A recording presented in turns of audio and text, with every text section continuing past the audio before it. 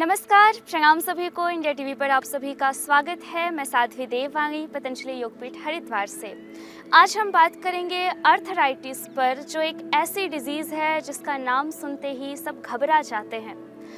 ये आज 11 मिलियंस लोगों को आर्थराइटिस है भारत में, जो कि एक बहुत हैरान कर देने वाला आंकड़ा है।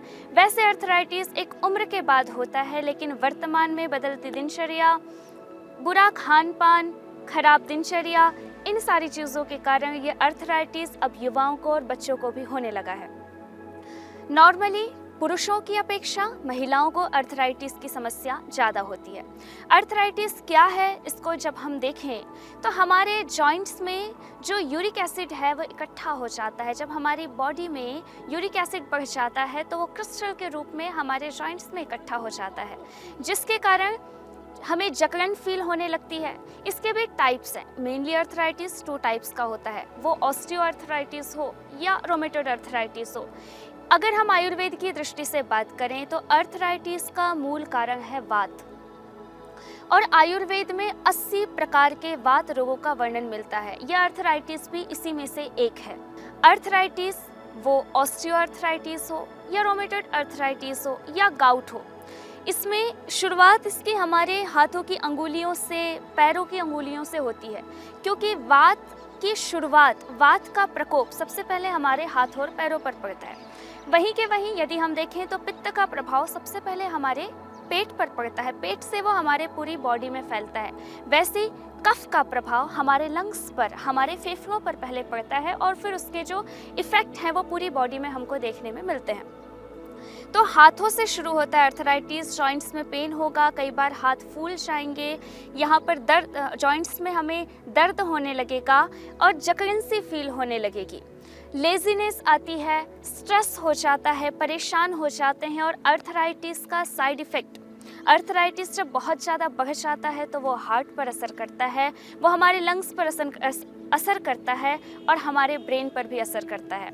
आर्थराइटिस के अगर बहुत ज़्यादा कॉम्प्लिकेशंस देखे जाएं, अगर बहुत दिनों तक आर्थराइटिस हमारे शरीर में बना रहा तो न्यूरोलॉजिकल डिसऑर्डर्स हो जाते हैं। अगर वो पीठ में बैक पेन का रूप ले लेता है, पैरों में साइटिका का रूप ले लेता है। इसीलिए आर्थराइटिस से बचना हम सभी के लिए बहुत ज़्यादा ज़रूरी है। योगाभ्यास की दृष्टि से देखा जाए तो आर्थराइटिस के लिए हमें प्रतिदिन सूक्ष्म व्यायाम करने चाहिए, क्योंकि जो जॉइंट्स में यूरिक एसिड क्रिस्टल के रूप में इकट्ठा हो गया है वो रिलीज़ हो जाता है, हमारे जॉइंट्स की एक्सरसाइज हो जाती है। तो जो लिगामेंट्स जो वहाँ के टूट गए हैं, जो लिगामेंट्स टूट गए हैं, वो फिर से बनने लगते हैं। उसके अलावा खाने पीने में हमें ध्यान रखना चाहिए। Vitamin D, vitamin B12, omega, calcium, iron, इन सब चीज़ों की कमी से हमारी हड्डियां कमज़ोर हो जाती हैं और कोई छोटी सी चीज़ भी आर्थराइटिस का कारण बन जाती है। इसलिए हमारी लाइफस्टाइल सही होनी चाहिए, हमारा फूड ऐसा होना चाहिए जिसमें हमें हर प्रकार के न्यूट्रिशंस मिले।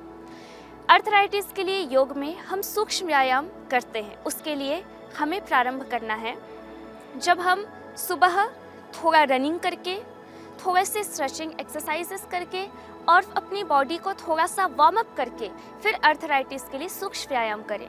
उसके लिए हमें सामान्य पद्मासन या सुखासन में बैठना है। सुखासन के लिए अपने लेफ्ट पैर को फोल्ड कीजिए और अपने दाहिनी थाइस के, राइट थाई के नीचे रख लीजिए, और राइट पैर को फोल्ड करके लेफ्ट थाई और पिंडली के बीच में रख लीजिए। ये है सुखासन की स्थिति। हमारा बैक स्ट्रेट होना चाहिए, हमारी गर्दन सीधी होनी चाहिए। इसके बाद हमें प्रारंभ करना है सूक्ष्म व्यायाम। आर्थराइटिस के लिए सूक्ष्म व्यायाम अनेक प्रकार के हैं, एक एक अंग का पूरा व्यायाम होता है, क्योंकि आर्थराइटिस केवल किसी एक जॉइंट में प्रॉब्लम नहीं करता, वो गर्दन से लेकर हमारे शोल्डर, हमारे एल्बो, हमारे नीज, हमारे हाथों के जोड़, पैरों के जोड़, बैक पेन, हिप जॉइंट, सब पर असर करता है। इसीलिए सूक्ष्म व्यायाम एक एक जॉइंट का होना चाहिए। तो हम हाथों से प्रारंभ करते हैं। अपने दोनों हाथों को इस तरह से सीधा करें और अपनी उंगलियों को ऐसे मोड़ें और फिर खोलें। शुरू में धीरे धीरे करें, क्योंकि जब अर्थराइटिस बढ़ जाता है तो हमें दिक्कत होती है। तो प्रारंभ में हमें कोई भी अभ्यास बड़ी सहजता से, क्योंकि योग एक सहज साधना है, किसी प्रकार का प्रेशर हमारे माइंड पर, हमारी बॉडी पर नहीं पड़ना चाहिए। तो ऐसे आराम आराम से। फिर इसमें बहुत ज़्यादा अच्छा रोल होता है श्वास की गति का, हमारी ब्रेथ का। तो लंबे गहरे श्वास लेते रहें।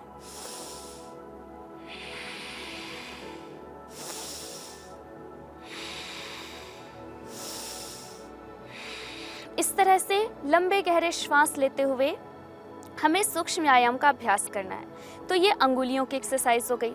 इसको कम से कम 10-20 बार से लेकर के 50 बार तक अपनी फ्लेक्सिबिलिटी के अनुसार, अपनी क्षमता, अपने सामर्थ्य के अनुसार हम गति का चयन करें।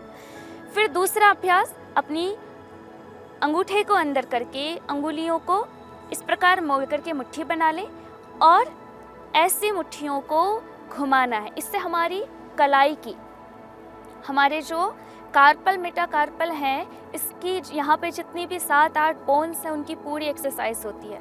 तो ऐसे सामान्य श्वास की गति के साथ राइट साइड घुमाया, फिर एंटी क्लॉकवाइज घुमाया। तो इस तरह से 15-20 बार से लेकर के 50-50, 100-100 बार तक एक एक अभ्यास को करना चाहिए। उसके अलावा हमारी कलाई की एक्सरसाइज के लिए इस तरह से अभ्यास करना चाहिए। अपनी हथेलियों को ऊपर उठाया और नीचे किया, तो ये ऊपर नीचे किया, फिर दाहिने बाएं।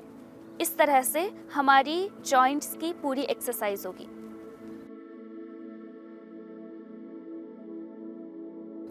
इसके बाद कोहनियों में भी अर्थराइटिस का असर होता है। तो कोहनी के पूरे एक्सरसाइज के लिए हमें हाथों को फोल्ड करके अपने कंधे के पास लाना है। ध्यान रखें हमारा बैक और हमारी गर्दन स्ट्रेट होनी चाहिए, श्वासों की गति सामान्य होनी चाहिए। तो इस तरह से लंबे गहरे श्वास चलाते हुए ये हमारे कोहनियों की पूरी एक्सरसाइज हो जाती है। फ्रंट में किया और फिर 15, 20, 50 बार तक करते हुए फिर साइड में हाथों को खोल करके इस तरह से हमें कोहनियों की पूरी एक्सरसाइज करनी है, श्वासों की गति सामान्य रखते हुए।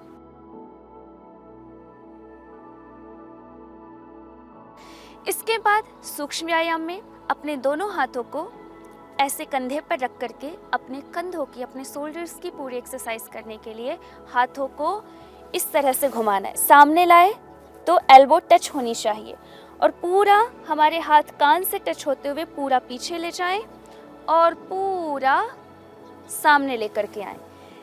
इस तरह से हमें कंधों की पूरी एक्सरसाइज करनी है।